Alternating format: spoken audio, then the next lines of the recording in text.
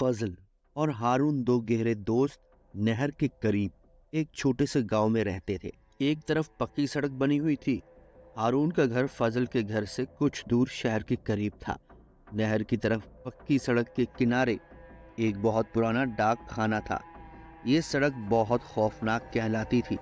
यहाँ लोगों को अक्सर भूत नजर आते थे। रात के 10 बजे के बाद यहाँ से कोई नहीं गुजरता था। एक दिन हारून फजल के घर था तो बातों बातों में देर हो गई।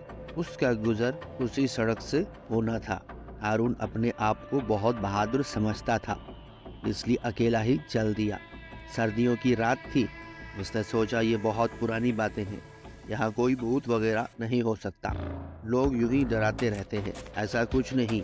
वो सर को झटक कर आगे बढ़ा। हारून सुनसान सड़क पर जा रहा था। आज तो रात के 11 बज गए। उसको बहुत सर्दी महसूस हुई। सड़क बहुत सुनसान थी। दूर से चौकीदार की सीटी की आवाज आ रही थी। वो अपनी धुन में जा रहा था। जब वो पुराने डाक खाने के करीब पहुंचा तो अचानक सामने एक लड़की आती हुई दिखाई दी। उसने सब लिबास पहन रखा था और 2 चोटियां किए हुए थी।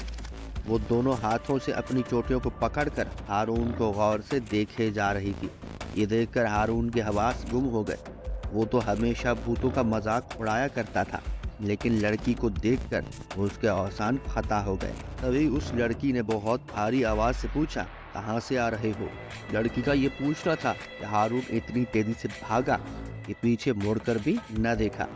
उसको कुछ पता न चला कि कब घर पहुंचा और अपने बिस्तर पर बेसिधा गिरा। वो सारी रात उसने जागकर गुजारी। सुबह उठ न सका। उसको बहुत तेज बुखार ने आ लिया था। शाम को फजल उसके पास आया तो उसने सारा वाकया फजल को सुनाया। 2 हफ्ते बाद उसकी तबीयत कुछ बेहतर हुई तो एक सुबह फजल के साथ शहर की तरफ जा रहा था। रास्ते में वही लड़की नहर के किनारे उन्हीं कपड़ों में नजर आई। वो एक ठेले वाले से फल लेकर खा रही थी।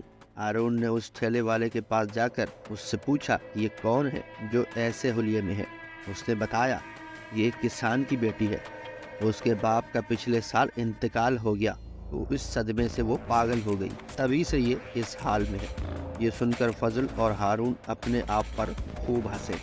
आज तक हारून को वो रात हमेशा याद है। असल बात मालूम होने के बाद भी वो डाक खाने वाली सड़क से रात को कभी नहीं गुजरी।